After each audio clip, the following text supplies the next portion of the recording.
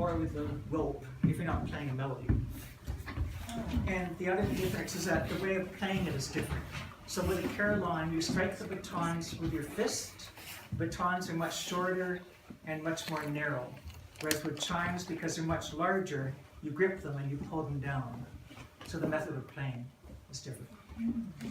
So I'll demonstrate one piece, and I'll play the last half of the last piece I played. You can see it's actually playing.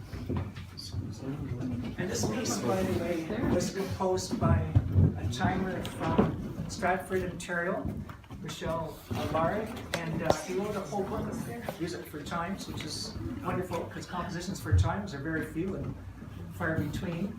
And at St. James, they used to have 11 bells, and then a few years ago, they expanded it to a 15-bell chime with a brand new chime stand. And the head chimer was very enthusiastic about pedals, so he added some pedals too. So here we go.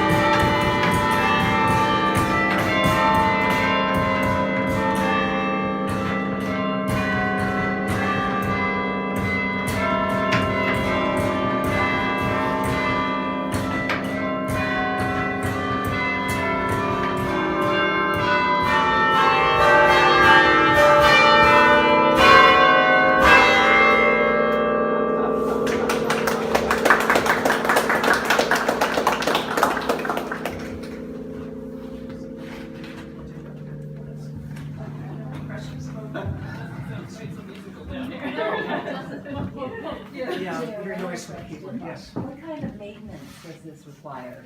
Certain parts need to be oiled and greased. Okay. The bells themselves don't need any attention. No. Bells last for centuries. Yeah. But the mechanism needs regular attention. Right. Like this and the wires and all. Yeah. But no tuning? No. No. Bells are It's tuned in just- the foundry when they're cast, and they stay out of tune. They don't go out of tune. Okay. Now these bells are particularly not in such good tune because this chime was installed in 1914, and they didn't rediscover the art of tuning bells until around 1920. So Metropolitan United Church has the first well-tempered carillon in North America. The first bells were installed in 1922, and before that they didn't tune chimes or carillons.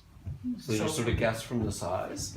They sort of approximate based on size, or how do they do it? I assume so. Yeah. If you notice, some of the upper bells sound rather crunchy. Yeah.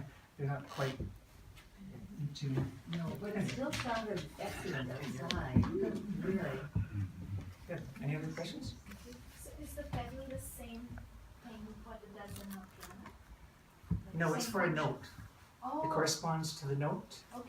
And this time is really weird because it begins on D. This is D. D, E, F, and so on. And C is in the upper row, like a black key. So you really have to be aware of that when you're playing it. And then the C also can be played from the pedal, too. I almost always use a pedal because it takes less effort to play this.